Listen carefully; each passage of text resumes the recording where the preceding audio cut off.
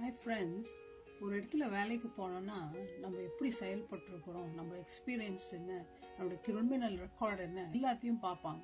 Nowadays Facebook, Instagram, Twitter எல்லாத்தையும் பார்க்குறாங்க. ஏன்னா நம்ம ரொம்ப பர்ஃபெக்டாக இருக்கணும்னு எதிர்பார்க்குறாங்க. அப்படி இல்லையா ரிஜெக்ட் பண்ணிடுறாங்க, அப்ளிகண்ட் பேன் பண்ணிடுறாங்க ஏதாவது தப்பு இருந்தா. அதே மாதிரி அப்பா அம்மா குழந்தைங்க ரிலேஷன்ஷிப்பில் கூட குழந்தை நல்லா இல்லைன்னா குழந்தைய வெளியே அனுப்பிடுறாங்க, ஜெயிலில் போட்டுடுறாங்க சில இடங்கள்ல. ஸோ எல்லாருமே பர்ஃபெக்டாக இருக்கணும்னு பார்க்குறாங்க. ஆனால் பைபிளில் ஆண்டவர் அப்படி பார்க்குறாரா?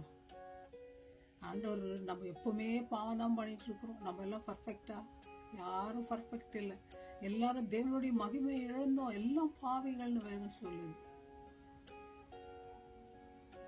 அப்படி இருக்கும்போது நம்ம எப்படி தேவனிடத்துல நம்ம போறது? நம்முடைய பணம் கொடுத்து இப்ப பரலோகத்துக்கு போயிட முடியுமா? இல்ல நம்ம ஆக்ட் பண்ணி நான் நல்லவன் காமிச்சிட்டு போயிட முடியுமா? முடியாதுன்றார் ஆண்டவர். அவருடைய இறக்கங்களால ஆண்டவர் நம்மள அந்த மெஷர்மெண்ட்ல மெஷர் பண்றது இல்லைங்க. அவர் ஸ்டாண்டர்ட்ஸ் எல்லாம் பயங்கர ஹை ஸ்டாண்டர்ட்ஸ். அதுக்கு நம்ம கிட்ட கூட போக முடியாது அவருடைய பரிசுத்தத்துக்கு.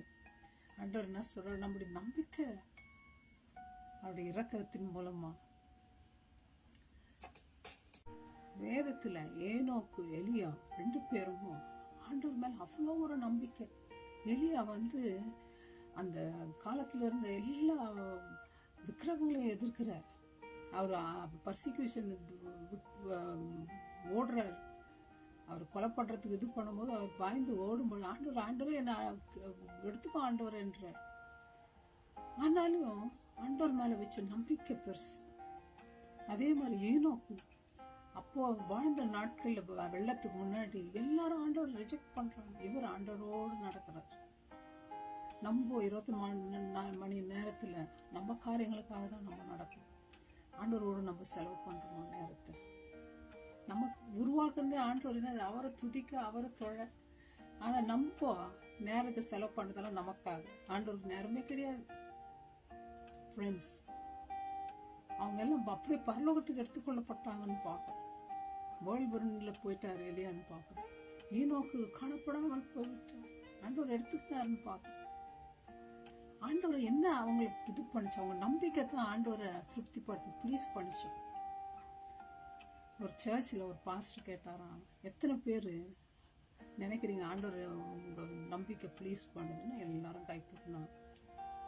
அடுத்த கேள்வி கேட்டாராம், இங்க இருக்கிற எல்லாரையும் யார் யார் நினைக்கிறீங்க ஆண்டவர் உங்களில் ப்ளீஸா இருக்காரு, உங்களில் இஷ்டப்படுறாரு, உங்களுடைய ஃபெய்த்ல